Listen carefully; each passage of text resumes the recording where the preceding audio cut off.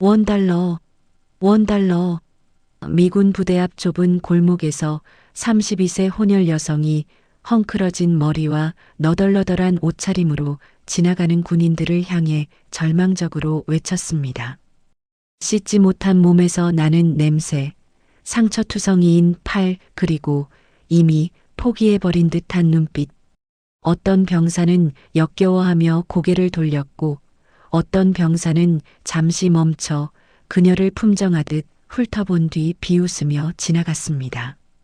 바로 그때 검은 승용차에서 이 광경을 목격한 쓰리스타 장군의 얼굴이 하얗게 굳어졌습니다.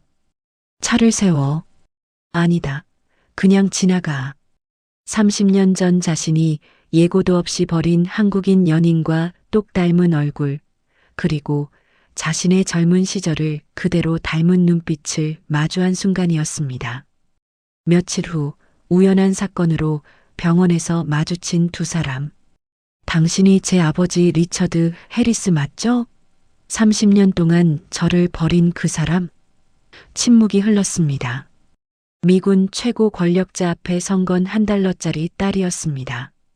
30년간 쌓아온 명예와 지위를 포기할 것인가? 아니면 다시 한번 딸을 외면하고 도망갈 것인가? 한 사람은 바닥에서, 한 사람은 정상에서 살아온 부녀의 충격적인 만남. 과연 이들의 운명은 어떻게 뒤바뀔까요? 오늘의 사연 시작합니다. 미군 부대 앞 좁은 골목. 낡은 간판들이 바람에 삐걱거리는 소리가 들렸습니다. 헝클어진 머리에 찢어진 옷을 입은 32세 혼혈 여성 미라가 지나가는 미군들을 향해 팔을 벌리고 서 있었습니다. $1, $1. 미라가 목이 쉰 목소리로 외쳤습니다. 몇몇 병사들이 그녀를 흘끔거리며 지나갔습니다.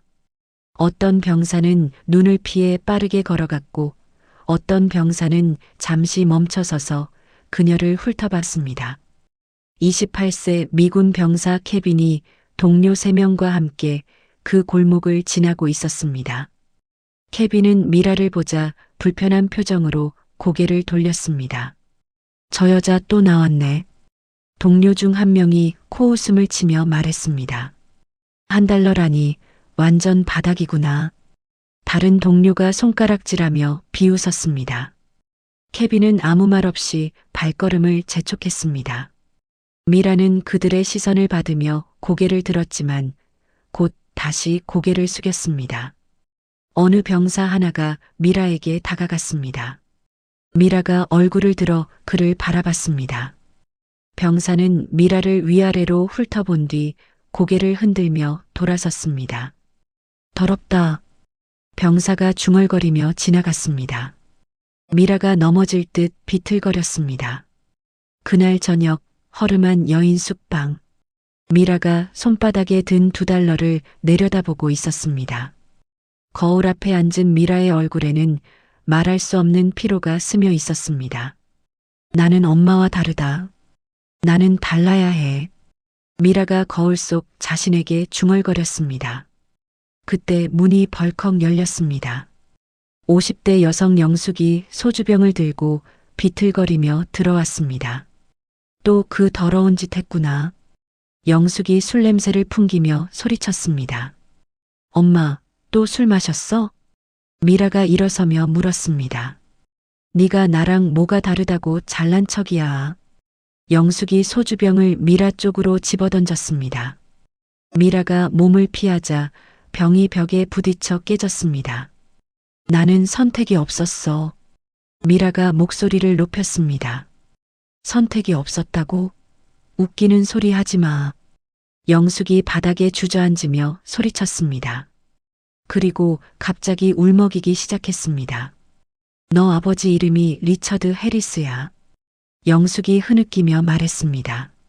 미라가 움직임을 멈췄습니다. 뭐라고? 그놈이 쓰리스타 장군이 되어서 한국에 또 왔다더라. 영숙이 바닥을 치며 계속했습니다. 30년 전에 그놈이 나를 임신시키고 도망갔어. 너는 그 결과물이고. 미라가 입을 벌린 채 영숙을 바라봤습니다. 처음 듣는 아버지의 이름이었습니다. 거짓말이지? 거짓말? 내가 왜 거짓말을 해? 영숙이 눈물을 훔치며 소리쳤습니다. 리처드 해리스? 그놈 때문에 내 인생이 망가진 거야. 미라가 벽에 기대며 주저앉았습니다. 가슴이 두근거렸습니다.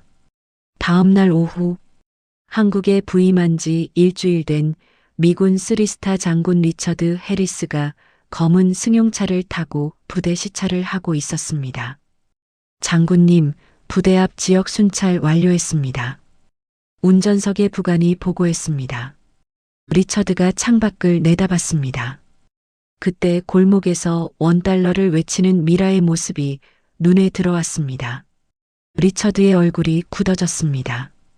미라의 얼굴에서 30년 전 사랑했던 여인의 모습을 발견했기 때문입니다. 동시에 자신의 젊은 시절 윤곽도 보였습니다. 차를 세워. 리처드가 급하게 말했습니다. 부관이 브레이크를 밟으려던 순간 리처드가 다시 말했습니다. 아니다. 그냥 지나가. 네, 지나가라고 했다. 리처드가 창문을 올리며 말했습니다. 차가 미라 앞을 그대로 지나갔습니다. 그날 밤 리처드의 사무실. 리처드가 혼자 30년 전 앨범을 꺼내 보고 있었습니다. 영숙과 함께 찍은 사진을 오래 바라봤습니다. 영숙. 리처드가 사진 속 여인의 이름을 불렀습니다. 당시 급작스러운 발령으로 제대로 작별 인사도 못했던 기억이 되살아났습니다. 한편 미라는 부대 앞 공원에서 40세 여성 박수진을 만났습니다. 수진이 성매매 피해 여성들을 위한 이동 상담을 하고 있었습니다. 안녕하세요. 수진이 미라에게 다가가 말했습니다. 뭘 원해? 미라가 경계하며 물었습니다. 혹시 여기가 아닌 다른 곳에서 살고 싶다고 생각해 본 적 있어요? 수진이 부드럽게 물었습니다. 미라가 수진을 올려다봤습니다. 가고 싶어도 갈 곳이 없어요.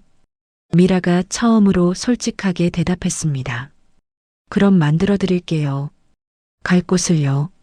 수진이 미소를 지으며 말했습니다. 저 같은 사람도 받아주는 곳이 있나요? 미라가 반신반의하며 물었습니다. 당연히 있어요. 새로 시작하고 싶은 모든 사람을 위한 곳이요.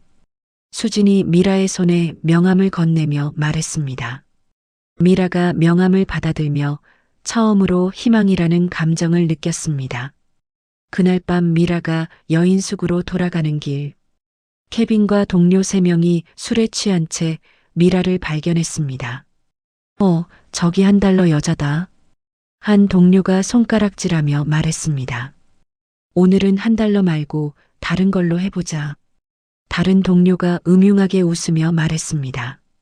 미라가 그들을 보고 도망치려 했습니다.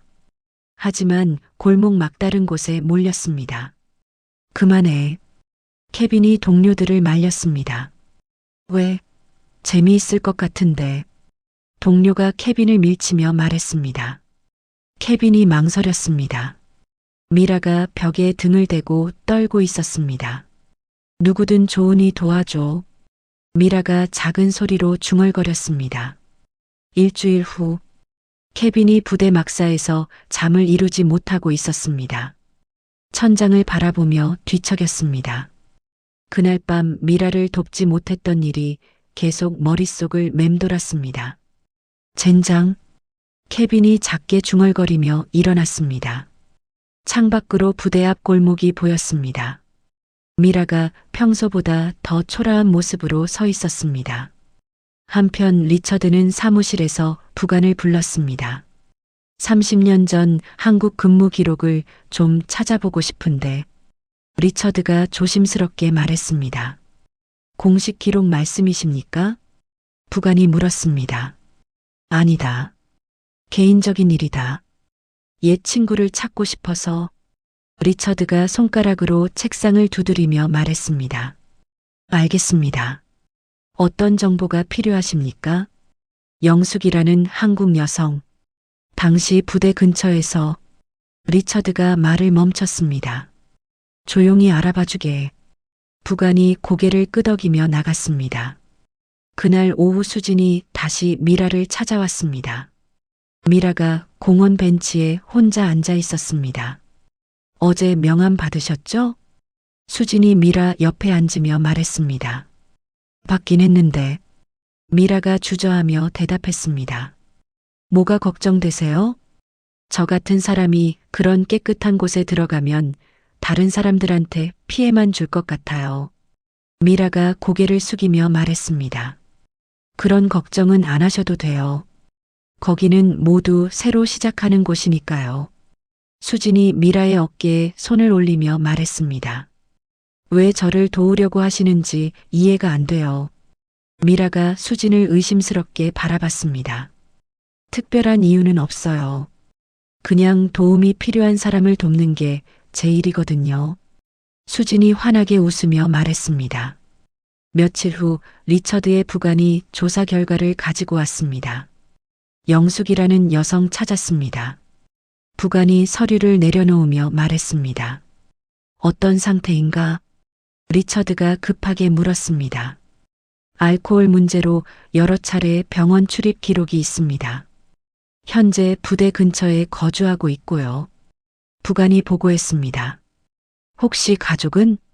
30대 초반 딸이 하나 있다고 합니다. 부대 근처에서 생활한다는 제보가 있었습니다. 리처드가 의자에 털썩 앉았습니다. 미라가 태어난 시기가 자신이 한국을 떠난 후 9개월 뒤라는 계산이 나왔습니다. 더 자세한 조사는 필요 없다. 고생했네. 리처드가 손을 흔들며 말했습니다. 부관이 나간 후 리처드는 머리를 감췄습니다. 그날 저녁 미라가 집으로 돌아가자 영숙이 또 취해서 기다리고 있었습니다. 엄마, 또 술 마셨어? 술이라도 안 마시면 어떻게 사냐? 영숙이 소리쳤습니다. 그때 갑자기 영숙이 가슴을 움켜쥐며 쓰러졌습니다. 엄마, 미라가 달려가 영숙을 부축했습니다. 병원에 가야 해. 영숙이 힘겹게 말했습니다. 미라가 119에 신고했습니다. 병원에서 영숙이 의식을 회복했습니다. 미라가 침대 옆에 앉아 있었습니다. 병원비는 어떻게 해? 미라가 걱정스럽게 물었습니다. 그때 수진이 병실에 나타났습니다. 걱정 마세요. 제가 처리해 드릴게요. 수진이 미라에게 말했습니다. 왜 이런 일까지? 이건 도움이 아니라 투자예요. 당신이 새로운 삶을 시작할 수 있다면 언젠가 다른 사람을 도울 수 있을 테니까요. 수진이 진심을 담아 말했습니다. 영숙이 미라의 손을 잡았습니다. 미라야, 내 아버지 리처드 해리스가 지금 한국에 와 있다는 거 너도 알았지? 영숙이 힘없는 목소리로 말했습니다. 엄마, 한 번은 찾아가 봐라. 적어도 네가 존재한다는 걸 알게는 해야지. 영숙이 미라의 손을 꽉 잡으며 말했습니다. 그날 밤 미라는 인터넷 카페에서 리처드 해리스를 검색했습니다. 화면에 미군 3스타 장군의 사진이 나타났습니다. 미라가 화면을 뚫어져라 바라봤습니다. 정말 내 아버지구나. 미라가 떨리는 목소리로 중얼거렸습니다. 하지만 곧 절망감이 밀려왔습니다. 그런 높은 사람이 나 같은 걸 딸로 인정할 리 없어. 케빈은 매일 미라를 지켜보며 죄책감에 시달렸습니다. 다른 병사들이 그녀를 괴롭히지 않도록 은밀히 개입했습니다. 이로 인해 동료들과 점점 멀어졌습니다.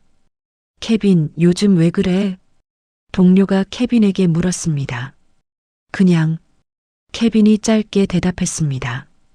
혹시 그 여자 때문이야? 너 미쳤어? 동료가 비웃으며 말했습니다.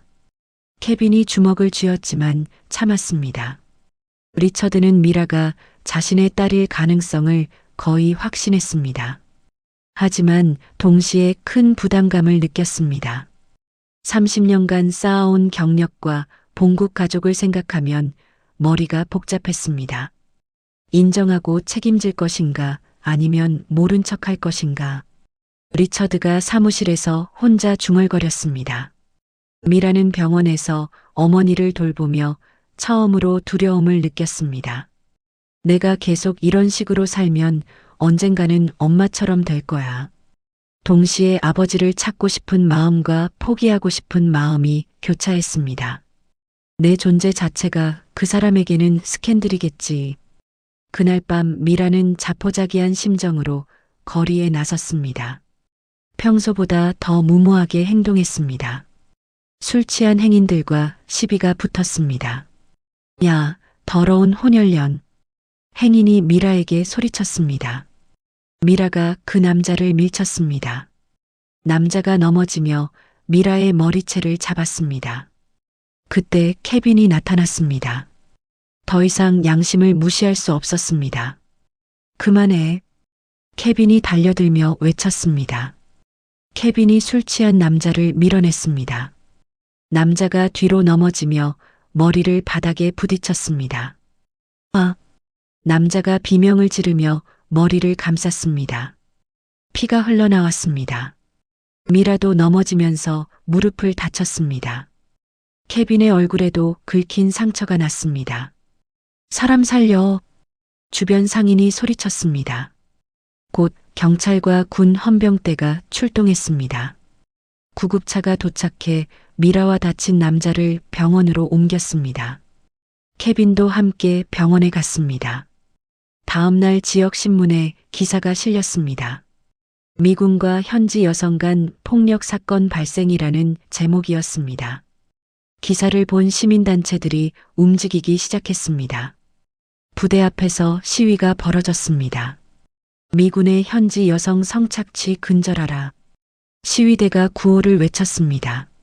리처드가 긴급 회의를 소집했습니다. 이 사건을 어떻게 처리할 건가? 참모가 물었습니다. 내가 직접 조사하겠다. 리처드가 단호하게 말했습니다. 사실 미라와 만날 수 있는 기회였습니다. 병원에서 리처드가 미라와 케빈을 만났습니다. 미라가 리처드를 보자 눈이 커졌습니다. 인터넷에서 본 사진과 똑같았습니다. 당신이 제 아버지 리처드 해리스 맞죠? 미라가 침대에 앉은 채 직접 물었습니다. 리처드가 얼어붙었습니다.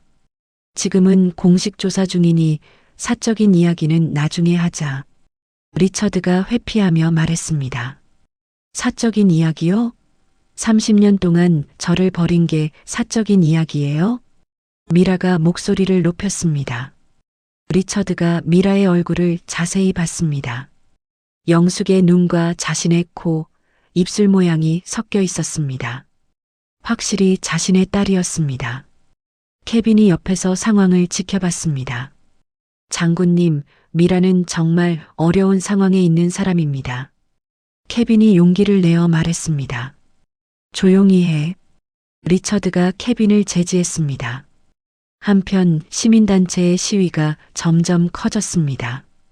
한국 정부에서도 관심을 갖기 시작했습니다. 미군 본부에서 리처드에게 연락이 왔습니다. 이 사건을 조용히 마무리하라. 더 확산되면 안 된다. 본부 관계자가 강하게 지시했습니다. 수진이 병원에 미라를 찾아왔습니다.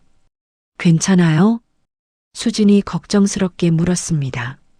내가 사건의 중심이 되어버렸어요. 모든 게 더 복잡해졌어요. 미라가 한숨을 쉬며 말했습니다. 이런 때일수록 새로운 선택을 해야 해요. 수진이 미라의 손을 잡으며 말했습니다. 그냥 조용히 사라지고 싶어요. 미라가 고개를 떨구며 말했습니다. 케빈은 상관들로부터 질책을 받았습니다. 왜 굳이 현지 여성 문제에 개입했나? 상관이 화를 내며 물었습니다. 미라는 정말 도움이 필요한 사람입니다. 미군이 그런 사람들을 보호해야 한다고 생각합니다. 케빈이 당당하게 대답했습니다. 너 때문에 부대 전체가 곤란해졌다. 상관이 더 큰 소리로 말했습니다. 그때 영숙이 병원에서 무리하게 퇴원했습니다. 리처드를 직접 찾아가기 위해서였습니다. 부대 정문 앞에서 영숙이 리처드를 기다렸습니다. 리처드가 나타나자 영숙이 달려갔습니다. 리처드! 영숙이 소리쳤습니다. 리처드가 영숙을 보고 깜짝 놀랐습니다. 30년 만에 보는 영숙은 많이 늙어 있었습니다. 영숙, 30년 전 당신이 나를 버리고 떠난 후 내가 어떻게 살았는지 알아? 영숙이 리처드의 옷깃을 잡으며 소리쳤습니다. 미라가 얼마나 힘들게 자랐는지 똑똑히 봐. 영숙의 목소리가 부대 정문 앞에 울려 퍼졌습니다. 지나가던 사람들이 구경을 했습니다. 진정해. 사람들이 보고 있어. 리처드가 당황하며 말했습니다. 사람들이 보면 어때? 당신이 한 일을 모두 알려야지. 영숙이 더 큰 소리로 외쳤습니다. 헌병들이 달려와 상황을 정리했습니다. 영숙은 리처드를 노려보며 끌려갔습니다. 도망가지 마. 미라는 당신 딸이야. 영숙이 마지막으로 소리쳤습니다. 그날 밤 리처드는 사무실에서 깊은 고민에 빠졌습니다. 영숙과의 만남으로 모든 것이 확실해졌습니다. 미라는 분명히 자신의 딸이었습니다. 하지만 이 모든 상황이 언론에 노출될 가능성이 커졌습니다. 자신의 경력과 가족에게 미칠 파장을 생각하니 머리가 아팠습니다. 군 상부에서 다시 연락이 왔습니다. 개인적 문제가 공무에 지장을 주고 있다. 즉시 관련자들과의 접촉을 중단하고 사건을 종료하라. 냉정한 목소리가 전화기에서 흘러나왔습니다. 리처드가 전화를 끊고 창밖을 바라봤습니다.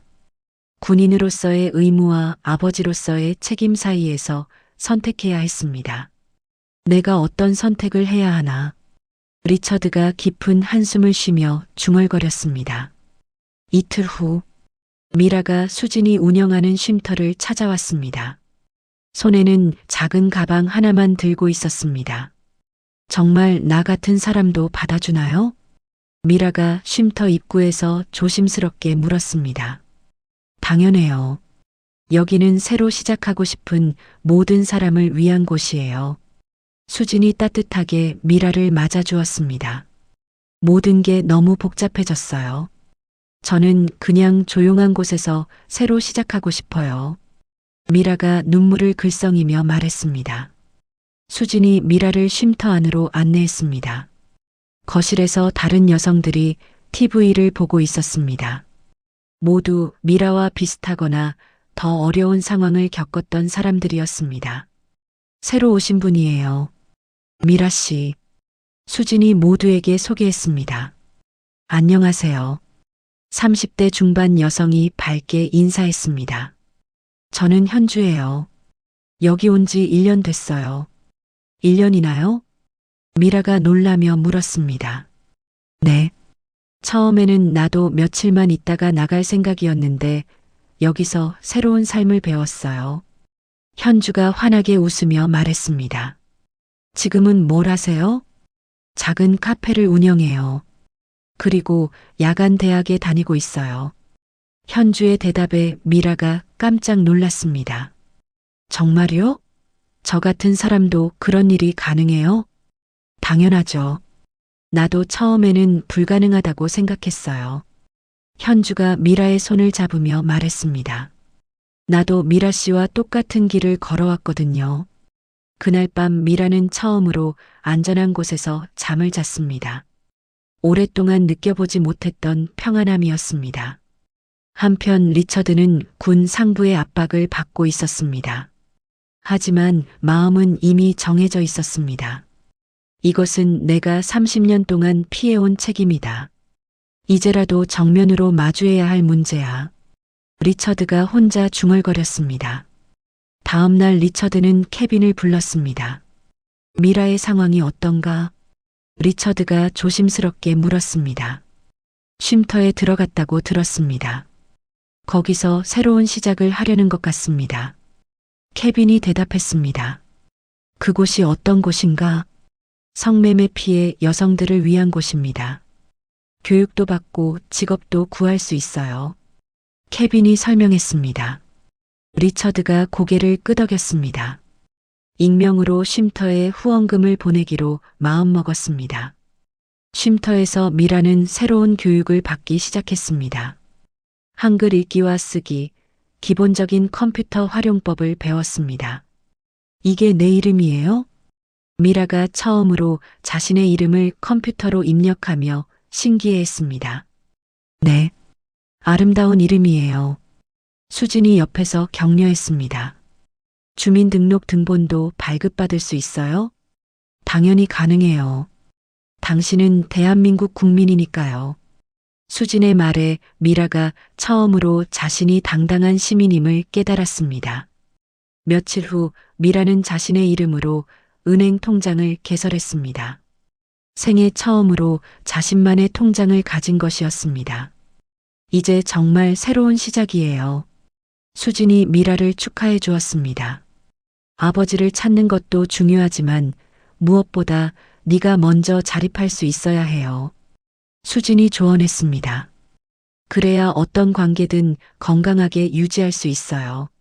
아버지가 저를 인정하든 안 하든 저는 저 자신을 위해 제대로 된 사람이 되고 싶어요. 미라가 새로운 각오를 다졌습니다.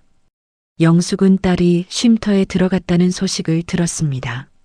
처음으로 마음의 평안을 느꼈습니다. 미라야, 이제 엄마도 달라져야겠다. 영숙이 혼자 중얼거렸습니다.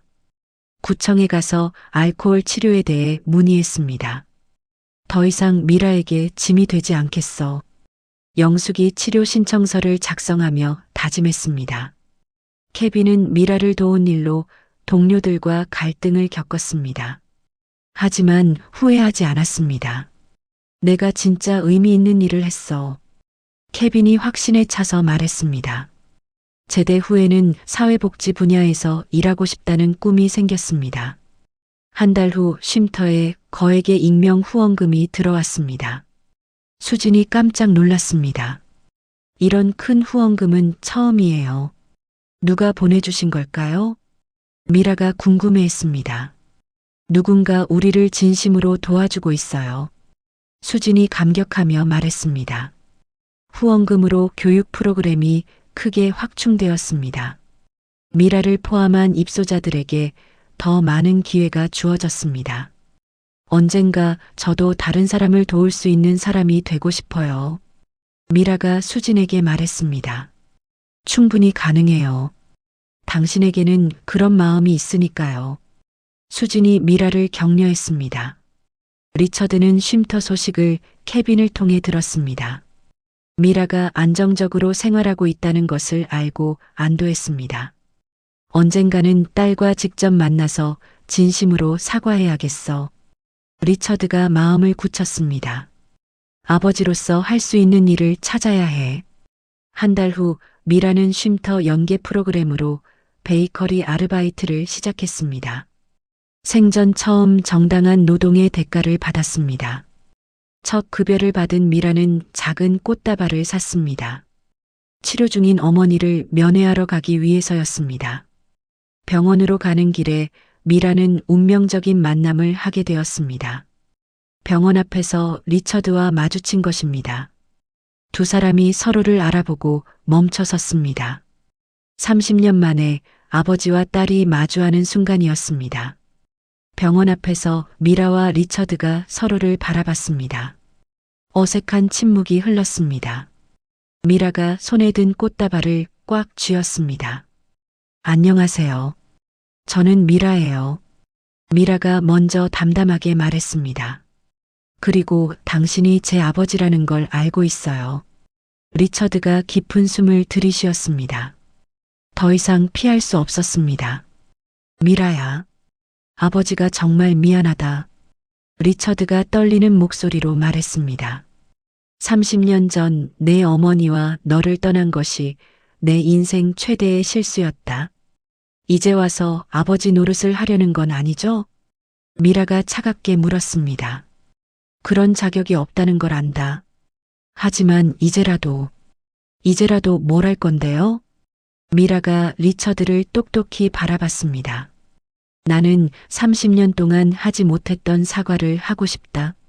리처드가 고개를 숙이며 말했습니다. 앞으로 네가 원하는 모든 일을 도와주고 싶다. 돈으로 모든 걸 해결할 수 있다고 생각하세요? 미라가 목소리를 높였습니다. 그게 아니다. 돈이 아니라.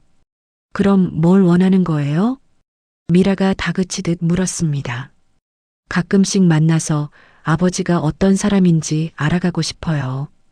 미라가 조금 부드러워진 목소리로 말했습니다. 적어도 도망가지는 않는구나. 리처드가 안도의 표정을 지었습니다. 그렇게 해도 괜찮겠나? 네. 하지만 조건이 있어요. 미라가 단호하게 말했습니다. 무슨 조건이든 들어보겠다. 저를 불쌍한 딸로 보지 마세요. 저는 스스로 일어서고 있어요. 미라가 당당하게 말했습니다. 그 후 2달 동안 리처드와 미라는 비밀스럽게 만났습니다. 조용한 카페에서 서로에 대해 알아가는 시간을 가졌습니다. 네가 이렇게 강한 사람인 줄 몰랐다. 리처드가 감탄하며 말했습니다. 엄마가 힘들게 키워줬거든요. 나쁜 쪽으로든 좋은 쪽으로든. 미라가 씁쓸하게 웃으며 대답했습니다. 영숙에게도 사과해야겠다. 엄마는 아직 화가 많이 나 있을 거예요. 당연하다. 내가 잘못했으니까. 리처드가 고개를 끄덕였습니다. 미라는 베이커리 일과 쉼터 생활을 병행하며 자신감을 되찾았습니다. 처음으로 구체적인 목표를 세웠습니다. 검정고시를 준비하고 싶어요. 미라가 수진에게 말했습니다. 좋은 생각이에요. 그 다음에는 어떻게 할 건가요? 대학에 가서 사회복지학을 공부하고 싶어요. 왜 사회복지학이에요? 언젠가 다른 사람들을 도울 수 있는 전문가가 되고 싶어요. 미라가 환하게 웃으며 말했습니다. 영숙이 알코올 치료를 마치고 퇴원했습니다.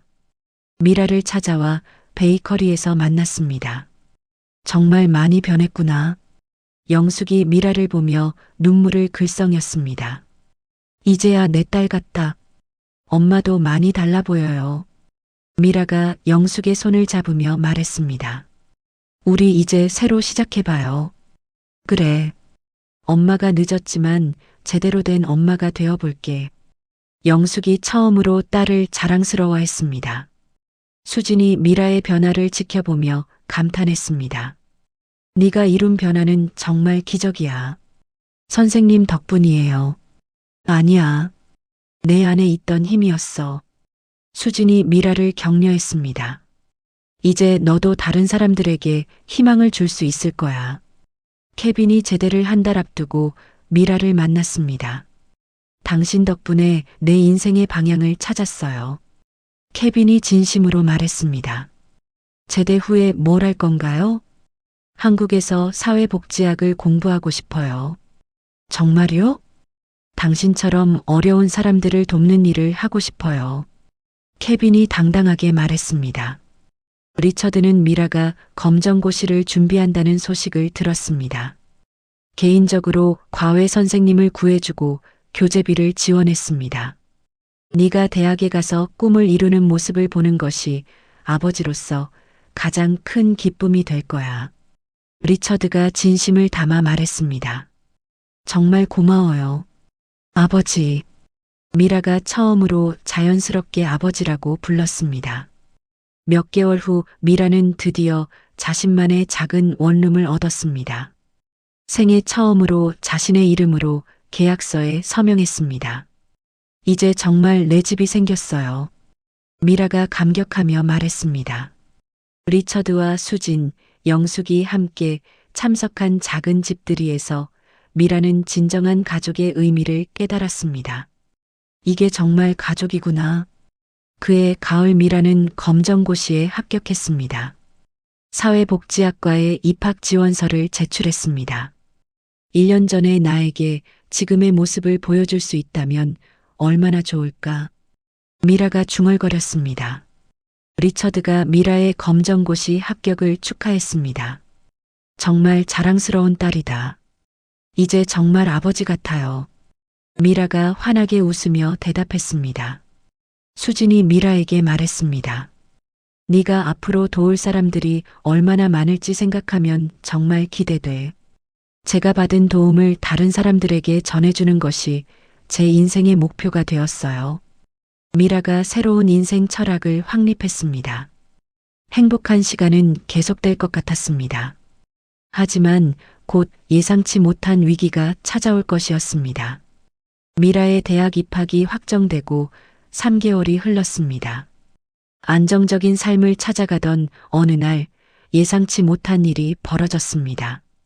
한 주간지 기자가 수개월간의 취재 끝에 충격적인 기사를 준비하고 있었습니다. 내부 제보자를 통해 리처드와 미라의 관계를 파악했습니다. 미군 3스타 장군의 숨겨진 한국인 딸, 성매매 여성에서 대학생이 되기까지.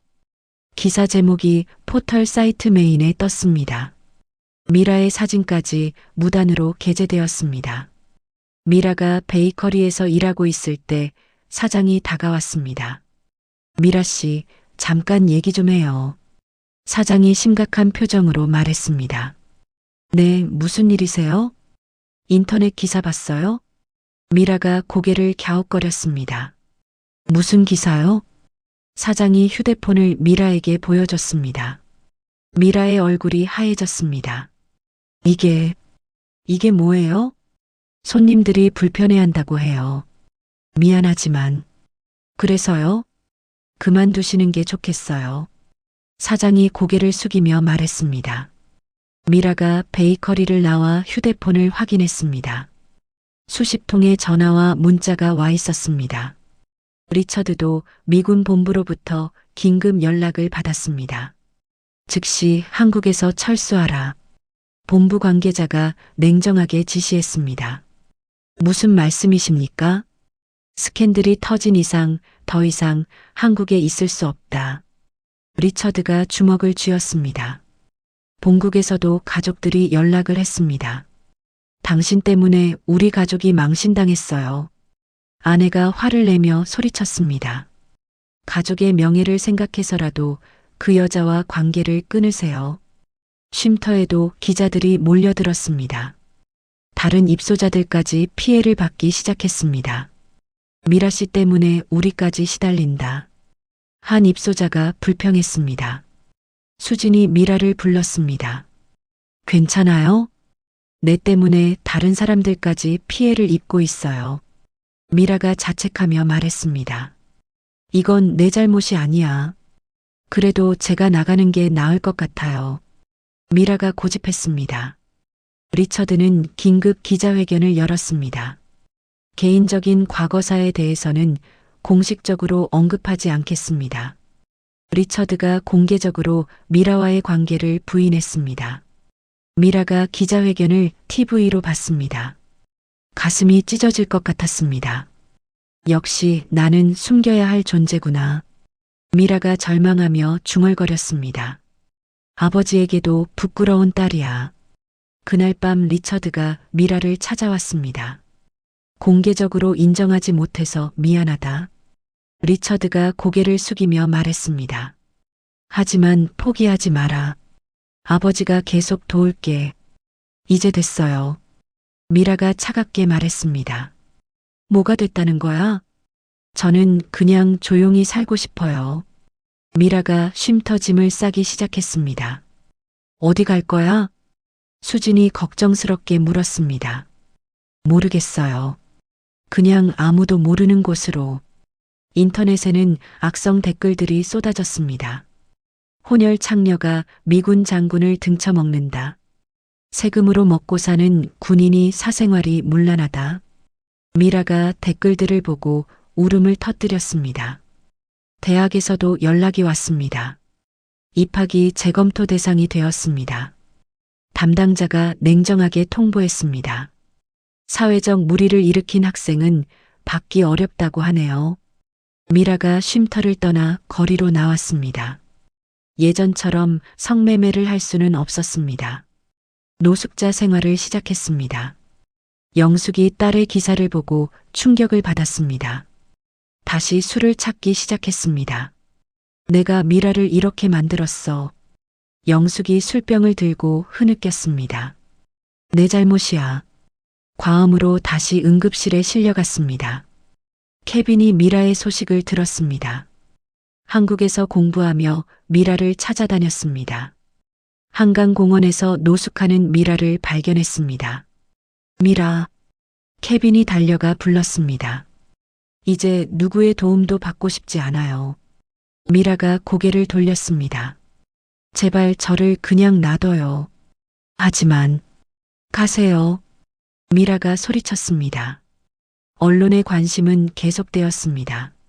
미라는 어디를 가도 사람들의 시선을 받았습니다.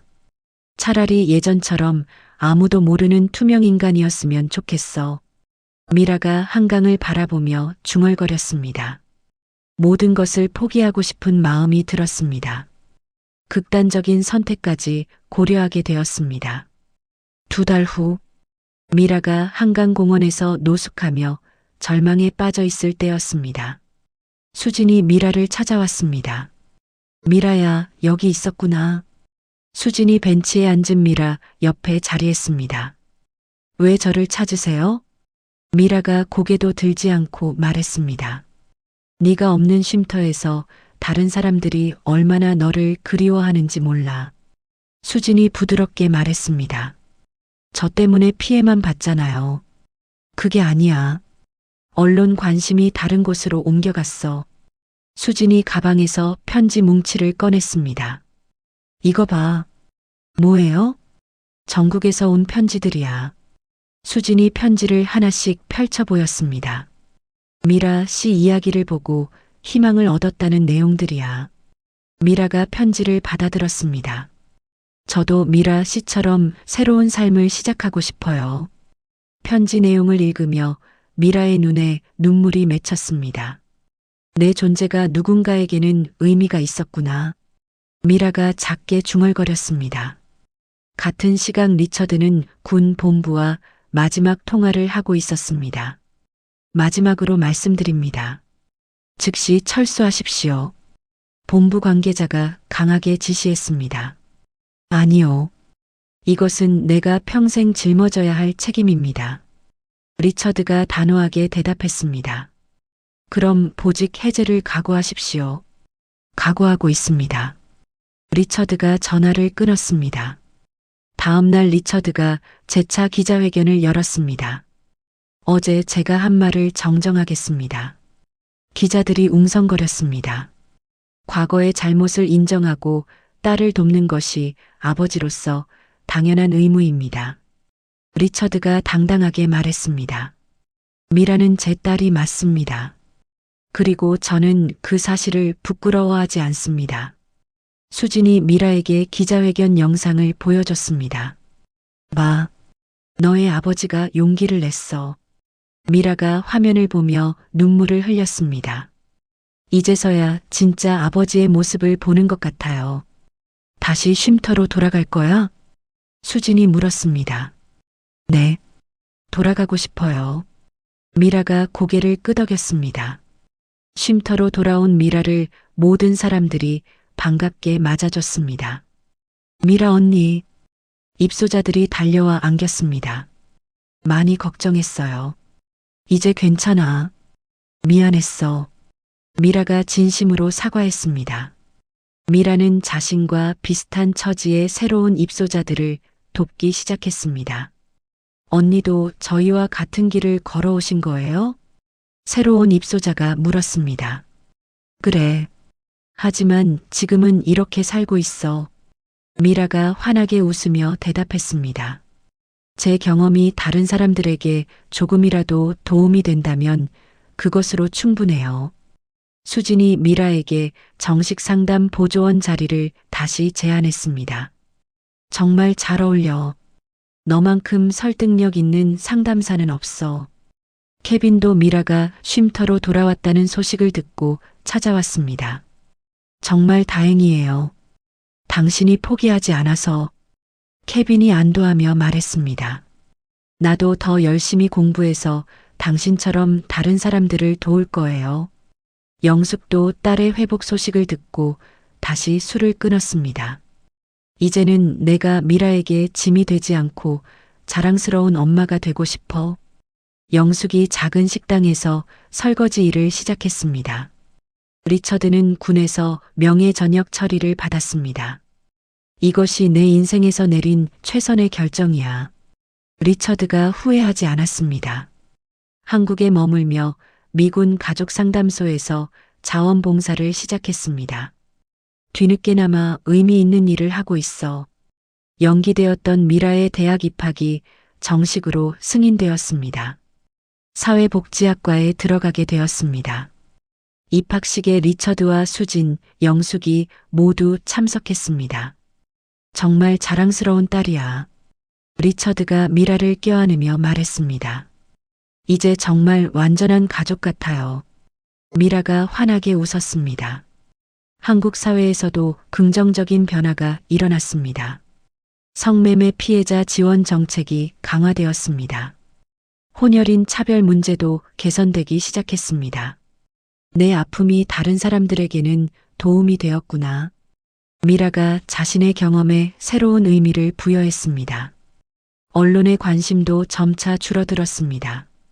미라는 일상의 평온을 되찾을 수 있었습니다. 이제 정말 새로운 시작이에요. 미라가 수진에게 말했습니다. 앞으로는 받은 도움을 다른 사람들에게 나눠주는 삶을 살고 싶어요. 넌 이미 그런 삶을 살고 있어. 수진이 미라를 격려했습니다. 사회복지사가 되어 더 전문적으로 도울 수 있을 거야. 미라가 확고한 목표를 세웠습니다. 1년 후, 미라가 대학 1학년 과정을 우수한 성적으로 마쳤습니다. 여름방학을 맞아 쉼터에서 정식 인턴십을 시작했습니다. 미라 언니, 정말 대학생 같아 보여요. 새로운 입소자가 감탄하며 말했습니다. 저도 여러분과 똑같은 길을 걸어왔어요. 미라가 따뜻하게 웃으며 말했습니다. 하지만 지금은 이렇게 살고 있어요. 여러분도 할 수 있어요. 미라는 대학교 카페에서 아르바이트를 하며 학비를 벌고 있었습니다. 동료 학생들과 자연스럽게 어울렸습니다. 미라는 정말 성실해. 동료 학생이 말했습니다. 열정도 대단하고 사회복지사가 되면 정말 잘할 것 같아. 고마워. 나도 열심히 할게. 미라가 환하게 웃으며 대답했습니다. 리처드는 명예 전역 후 한국에 정착했습니다.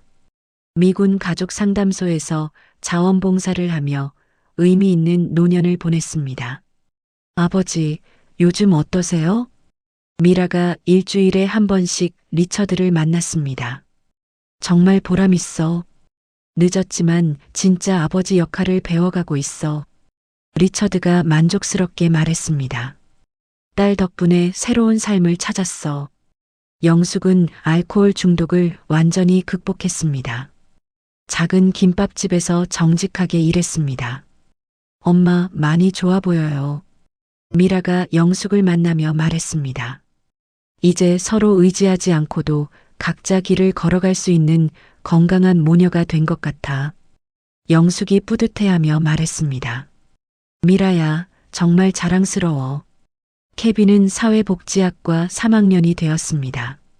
미라와 함께 쉼터에서 봉사활동을 했습니다. 당신 덕분에 정말 하고 싶은 일을 찾았어요.